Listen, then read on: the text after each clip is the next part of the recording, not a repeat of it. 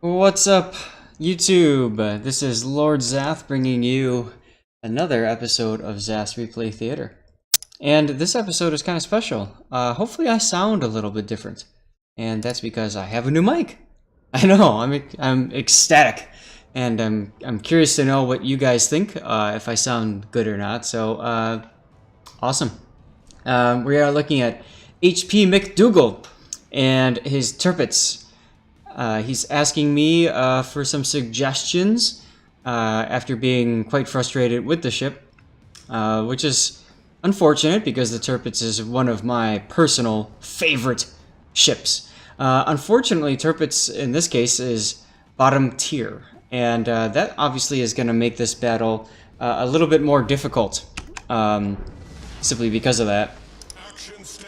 We're going to do our characteristic screenshotting and all that good stuff, so let's kind of hold off for one sec here as we get a little bit closer, and then we'll talk about flags, all that good stuff. Yeah. Tirpitz! What? Alright, so let's talk about the Tirpitz here. Tirpitz has some amazing features. One of those features... it's actually not the guns. I mean, their guns are okay, right? They're not phenomenal. Matter of fact, personally, I'd say I don't enjoy them quite that much. The Tirpitz does have a few things going for her, though.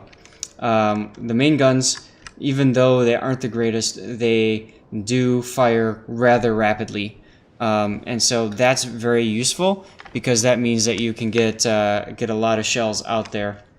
You could fire more rapidly than most other battleships at tier 8. So that's useful.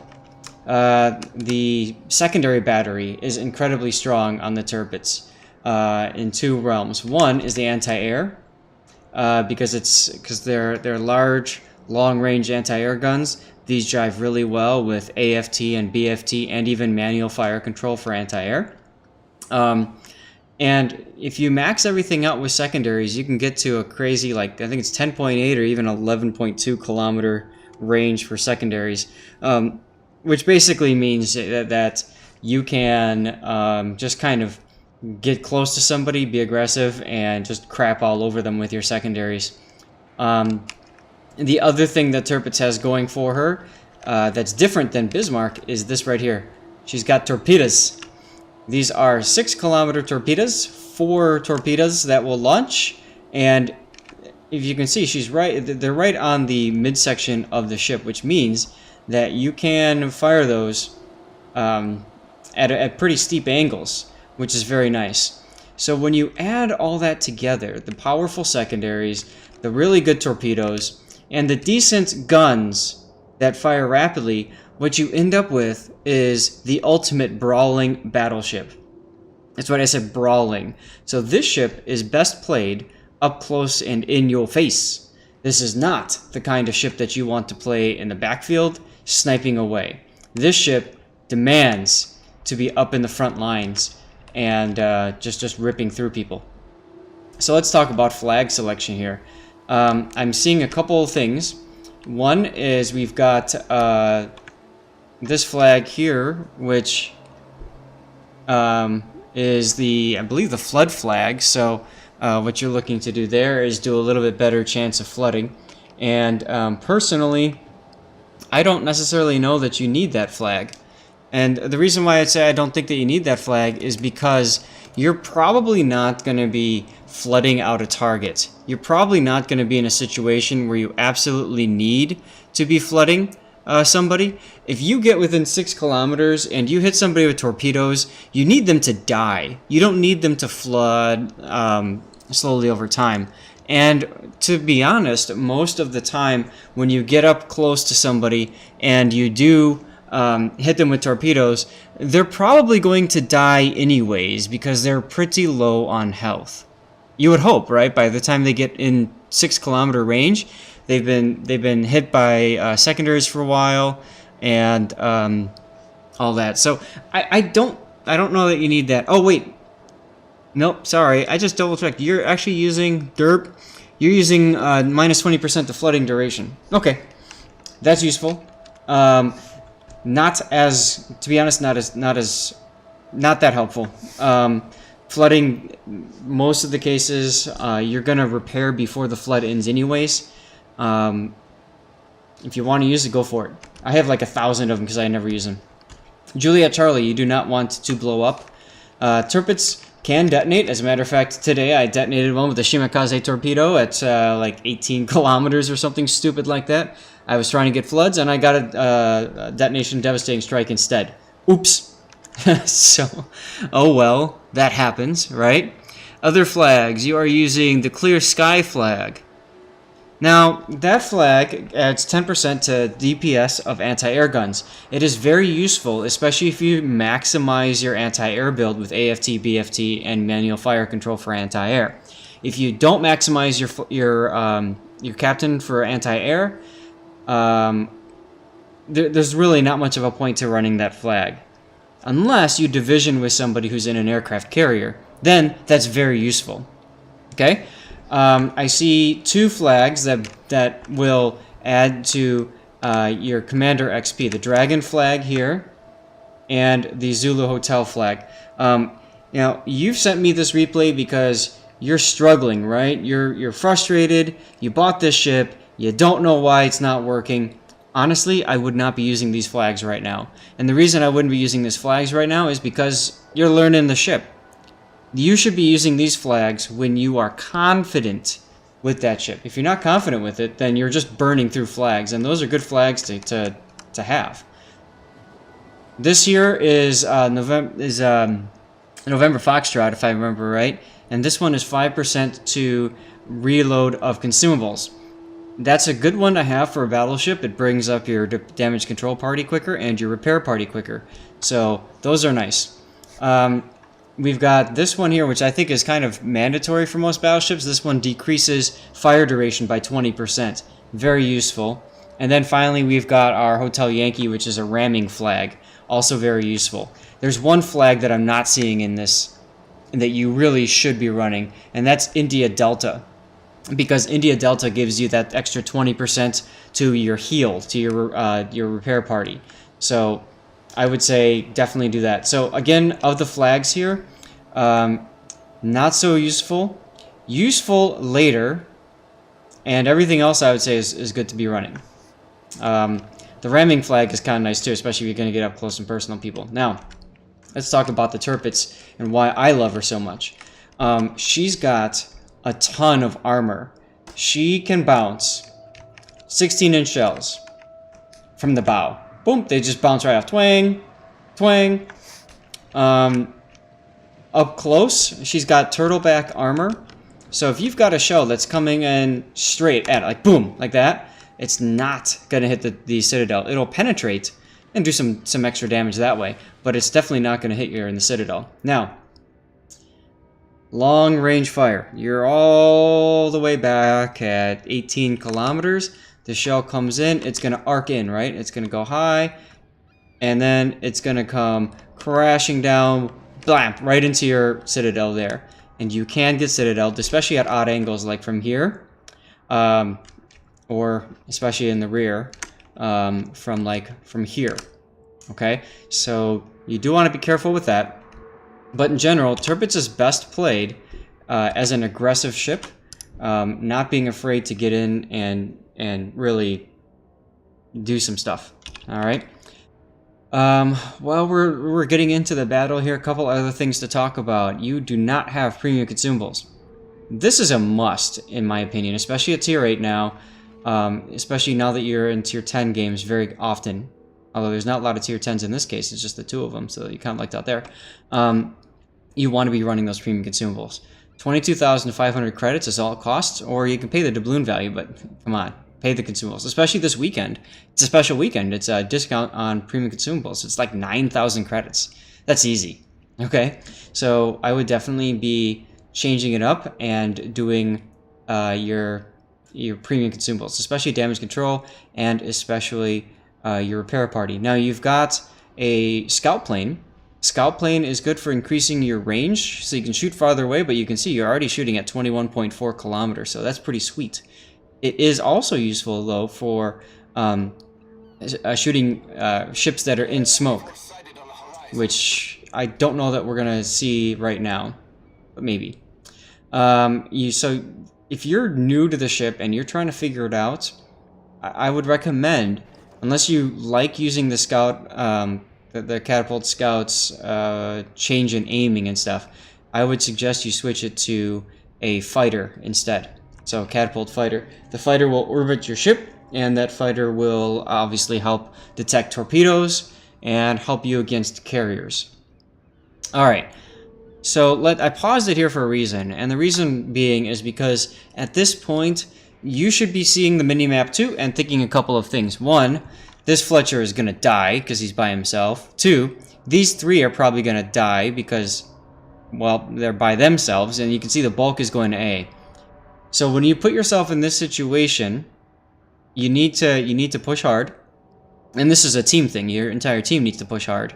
Tashkent has been spotted in A, so you know at least one ship is going there. Look at the minimap, you see the Iowa's also going that way too. And so what that means is these guys might have a free shot at C, after all, and the Fletcher might have a free shot at B. It depends. If the entire enemy team lemming trains to A, then the Fletcher will get a free cap. So let's continue the battle and see what happens. Okay, so you launched your scout to extend your range, and you're lining up your shots. He is turning away from you, so you need to be aiming higher up. You need to be aiming farther back. You also got detected. You're going back to spot your shots. That's a good idea. And you're going to see that they don't hit. And why don't they hit? Because the Iowa was turning away, so you need to aim farther back to anticipate that turn. Here's your next shot at the North Carolina. Now you've got the mark that shows that your island is in the way, but you'll notice that the island allowed it anyway. Sometimes it just works that way. You've got a gearing coming. Good hit. Okay, so you got some hits there. Fine. Good. I would be control clicking. I don't know if you have or not the Tashkent there. You're also slowing down. You could slow down, but I think you need to get in. Like I said, play aggressive. The Gearing's torpedoes and Tashkent's torpedoes have already been spotted. So you don't have to worry about torpedo damage, right? All you have to worry about is damage from battleships coming in from the side, really, at long range. You want to close that range. You're shooting the North Carolina. I would be shooting the Bismarck. See the Bismarck? Over here. He is broadside to you. Control click the Tashkent because he should be in secondary range. We don't know what your secondary build is, but hopefully he's in secondary range. And Kutuzov just got spotted. If you have a shot on him, he's a really good target to hit. Now you can see the enemy team is all streaming in. And I think you're getting shot at by this Bismarck. Yes, you are. Okay. And you notice you barely took any damage. That's the power of the Bismarck. Or sorry, and the Tirpitz. Your aim was a little bit low there. I think your shell bounced off the hull.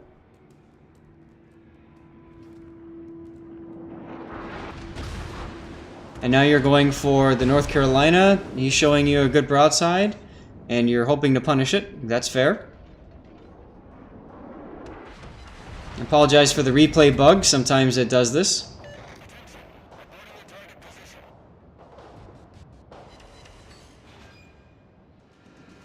Okay, so your aim seems to be okay as you get closer. Farther away, it's a little bit tougher, which of course makes perfect sense. One thing I'm noticing is you don't have anything telling you how many people are shooting you.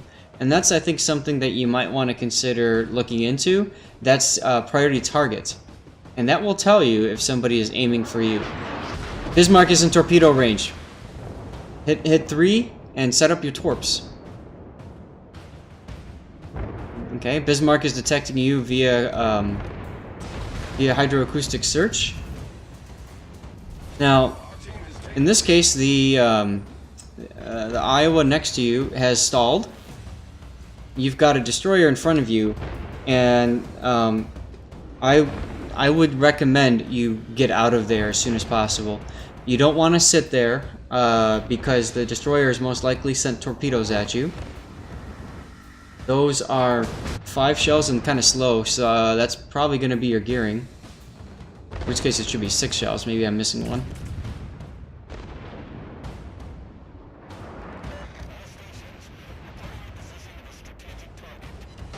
And there's your gearing. Alright, so shoot the gearing and set your secondaries on them. And see, that's why you don't want to stop, because the gearing's just going to torpedo you in the bow. Okay, you're using your repair party. Not a bad idea. Okay, the shells are probably going to hit the island there. Okay, you've done a nice job of noticing the torpedoes, and you're looking at this and saying, alright, what can I do? Make sure I don't hit them. Good. Your secondaries haven't fired at all yet, so I'm very curious to know if you have AFT or not. This ship is definitely a strong ship, and it's incredibly strong, though, when you're using secondary build. So, I noticed here you didn't have the secondary flag, which you definitely want. What's it called? Mike Yankee Sock 6. That's the one you get from Close Quarters Expert. That one adds 5% to your secondary range as well as reload, and decreases dispersion as well by 5%, if I remember right. Yeah. Definitely a strong flag to run in this ship with AFT. So, commander build for you, I would recommend Priority Target, followed by Adrenaline Rush, followed by I would go first with Superintendent to get you an extra heal, and that comes in very handy.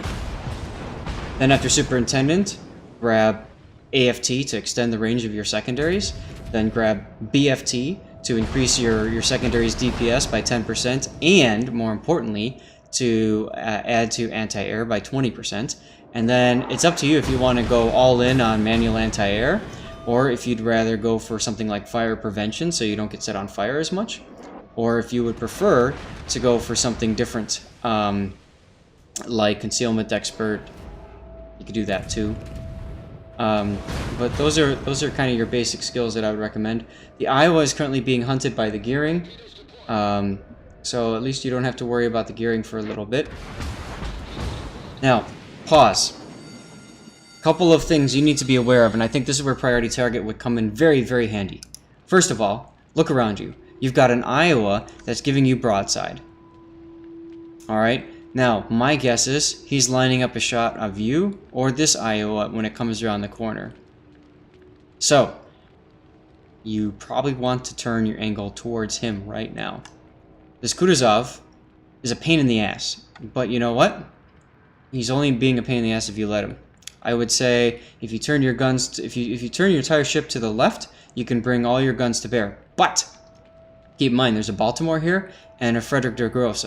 The Baltimore, let's see, they're both possibly. It depends on where the Baltimore goes, but you could get a good broadside shot on him right now if you take it. So we're gonna go back to your view, and again, no point dealing with the Kutuzov right now. There are better targets for you. That Freddy, that Baltimore. That's what I would be doing. I would be shooting at those two guys, and to be honest, maybe even slowing down, or charging. And again, if you had AFT, if you had full secondary build, you would be starting to hit him now with your secondaries, and that would make him rethink his choices. At least you would force him to smoke up. Now that Iowa has come around, and I have a strong feeling that you're... Well, he just shot you. See?